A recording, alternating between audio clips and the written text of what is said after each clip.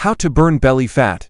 This belly fat is known as this visceral fat. It's the fat that starts developing around your intestines, squeezing your organs. So let's talk about how to shrink it. Fat is a type of energy in your body. And these are the two major hormones that control which energy source you're going to use. So when the insulin's up and the glucagon's down, you're burning more carbs for fuel. And when the insulin's down and the glucagon's up, you're burning more fat for fuel.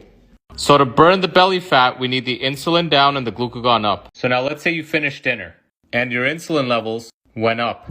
Now your glucagon levels went down, and remember what that means. You're now burning the carbs because you got to burn the dinner you just ate. However, every food has a different effect on your insulin and glucagon levels. For example, look at the effect of your insulin levels from carbs compared to protein and fat. So if you have a high carb dinner, like pasta or pizza or roti or a bunch of rice, your insulin levels would shoot up a lot higher compared to a meal that's rich in protein and fat and lower in carbs or more fibrous carbs. Fiber drastically reduces your insulin spikes. Look at the difference between oranges versus orange juice. The food industry removes fiber from our food so we eat more, keeping you in carb burning mode.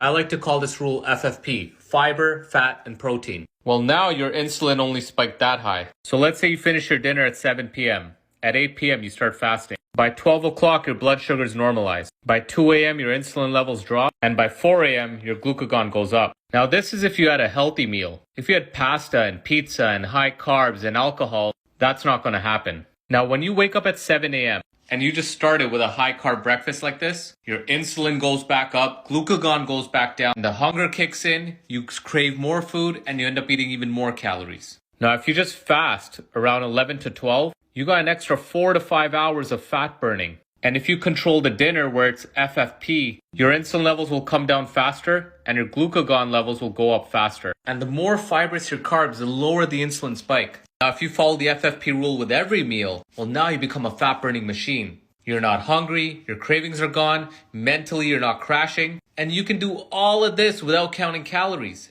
And you could probably maintain a calorie deficit because you're not hungry. You follow this principle, I promise you'll become a fat-burning machine.